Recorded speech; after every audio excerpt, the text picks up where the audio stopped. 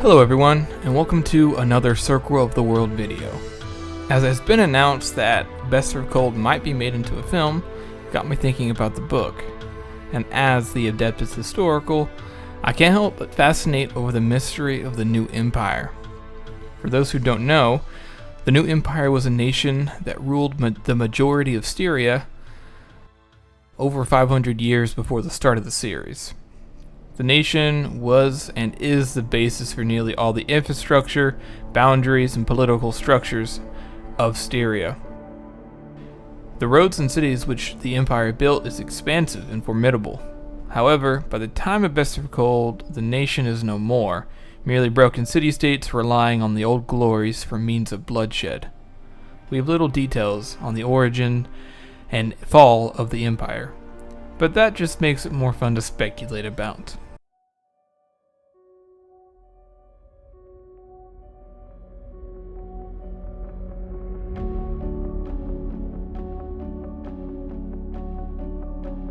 Oddly enough, most of the origin I believe can be derived from the name alone. Obviously, it became known as the New Empire after the Old Empire fell into ruin. Or perhaps the rise of the New Empire is what gave the name of the Old Empire to the Old Empire.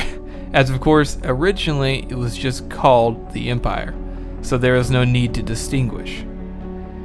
As for the similarities between the two nations, there are a couple.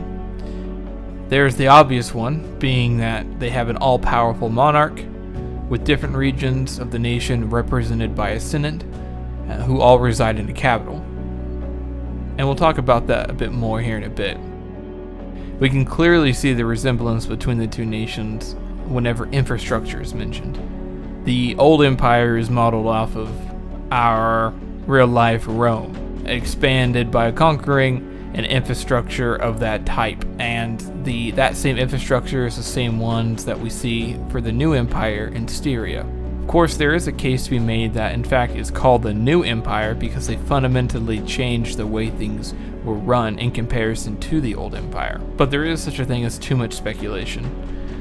And if we start going down the rabbit holes of every single possibility rather than what makes logical sense on the surface, we start losing focus on what we're actually trying to accomplish by exploring and speculating on the lore of the first law. So back to the subject of the origin. My running thought is that the New Empire started off as a colony of the Old Empire, more than likely in Talons, as it was the old capital of the New Empire.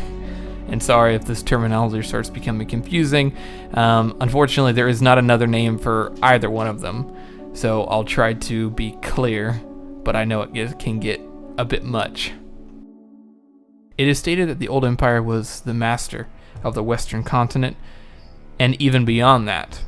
However, the Old Empire started to decay due to succession crises, wars, and the death of Juvens. The New Empire grew.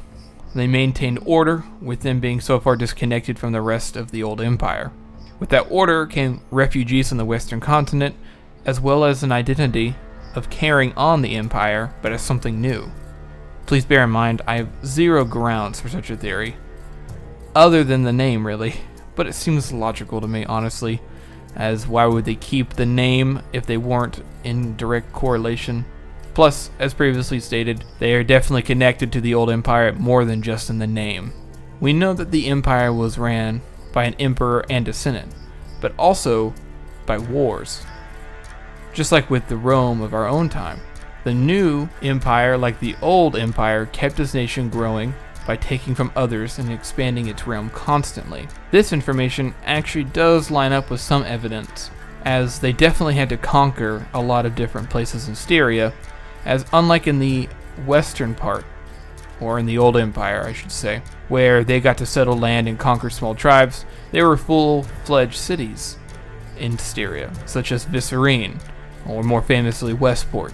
These places have kept their identity throughout all of that time too, so they must have, if not been directly conquered, at least folded into the New Empire as perhaps vassals. But we know that they did, as Austria is on the other side of the continent, and it's said that basically the new empire stretched from Talent all the way to Austria in a roundabout way through various references. In addition, Austria itself is said to have been built on the fringes of the new empire to keep out the savages of the mountains. This is also where we get our only timescale from Casca, or from anybody, that states that some parts of the wall are well over 500 years old, meaning that the walls were built over 500 years ago. Before any of you gripe about Casca not being a reliable author, or narrator, I guess, he is very well read. His home is in Styria, and he has no reason to lie to Foscar whenever he's talking about the defenses of Austria. Worst case, he's exaggerating a bit. So, if the new empire extended out from Talents across the continent to Austria, then they stopped. More than likely because Austria is on the edge of the continent, and so there was nowhere else to go or to conquer. It also fits in line with the age of the walls, within coordinates of the empire stopping to grow.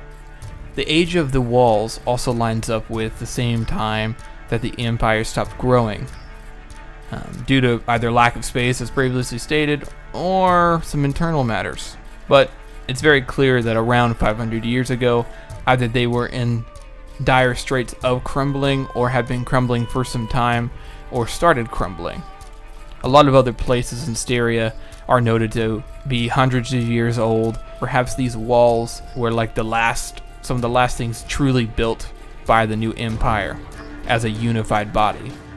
And I don't mean to say that the new empire collapsed immediately, like spontaneously combusted or something. It definitely would have taken time. Styria is not that small. It's much bigger than Midderland, probably at least double. And Midderland is actually debatably not even an island. Midderland is quite large. It's not one of those things that it just imploded immediately. The main takeaway is that the empire survived by expanding and following the traditions of the old empire. Those traditions are put under strain by those independent cities and Styria's very independent personality, but also because of the main way that it kept its stability by having an army, expanding and conquering, just like the old empire. By the time they conquered Styria, there was a lot more players in the world.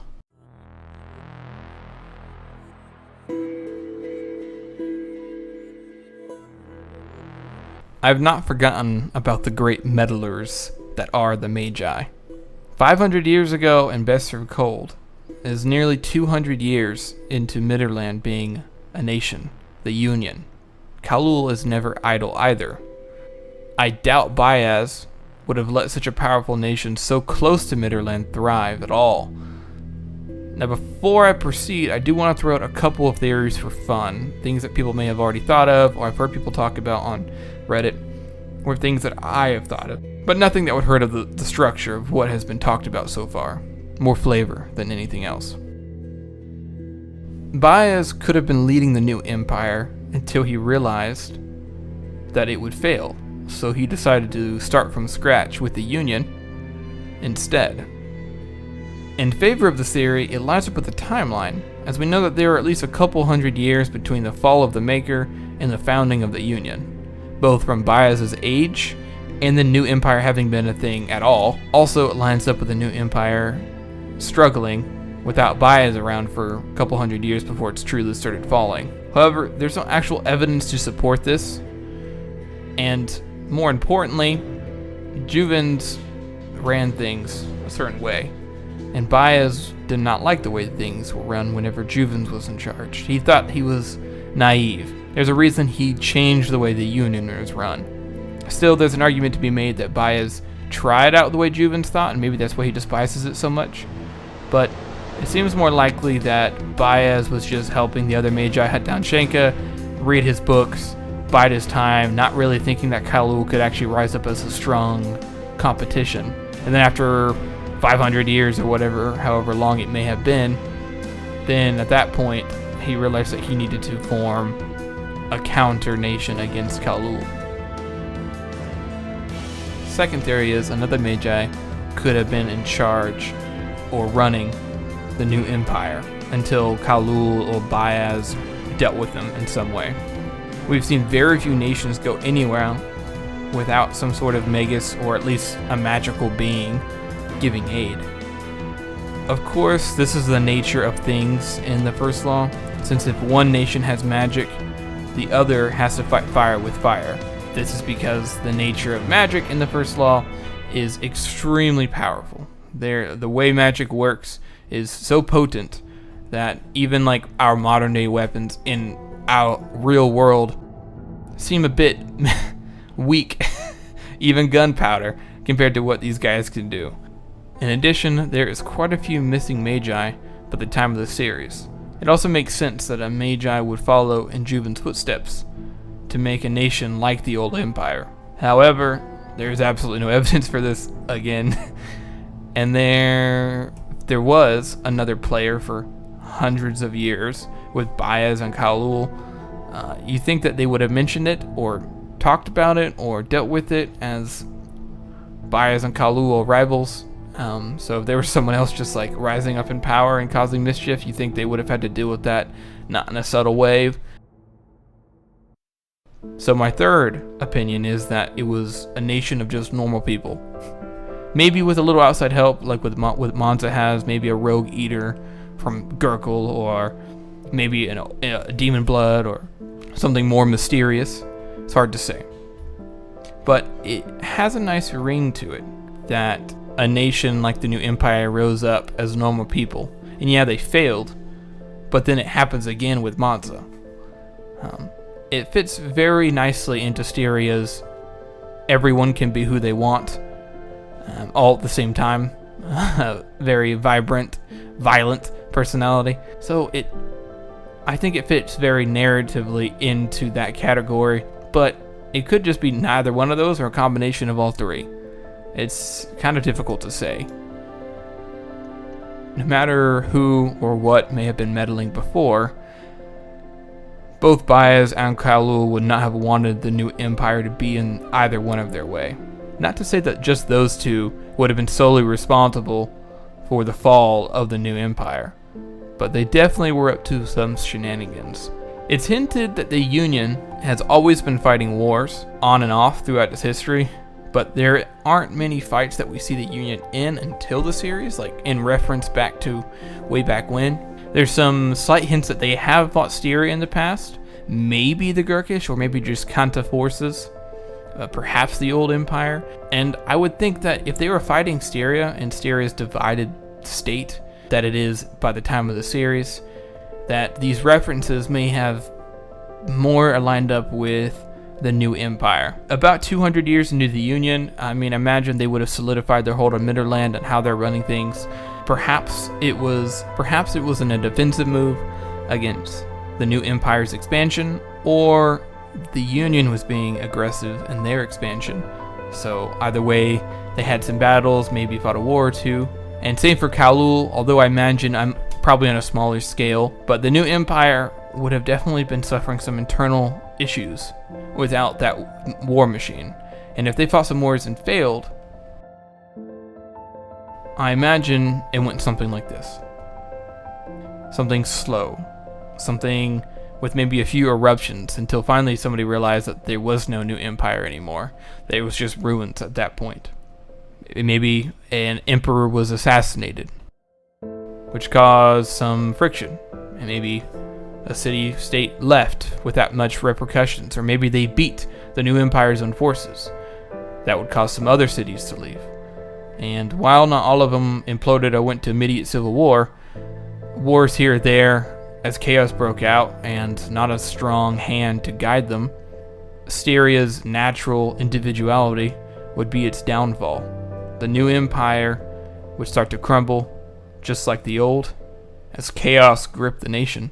Hundreds of years of division would have massive ramifications for, I believe, both Styria and the rest of the circle of the world. As now we can kind of see in the modern day of the First Law what a modern united Styria is like. And it's definitely a force to be reckoned with. So it is interesting to me that the same individuality that tore the New Empire apart from old nations, new nations inside of the new empire, fighting to be free. A combination of the old and the new, and things that are different. That same individuality became Styria, a nation built off the crumbled foundation of the new empire, unified by battle, and one of the circle of the world's most foremost powers. Done without the power of the Magi. I like to think so, at least. Anyways, that's my thoughts on the new empire. I hope we get to see more of this inside of the potential movie, or even just some more lore. I think Styria as a whole is vibrant and interesting, and so much opportunity there, as you could see in the book Best Year Cold. But I do want to hear all of your guys' theories and thoughts on what it could be. There's a lot of lore out there that is unexplained, that you have to speculate on. And this more direct lore is what I think I want to start doing more of on the First Law. I've enjoyed doing it, and I've hoped you've enjoyed listening to it.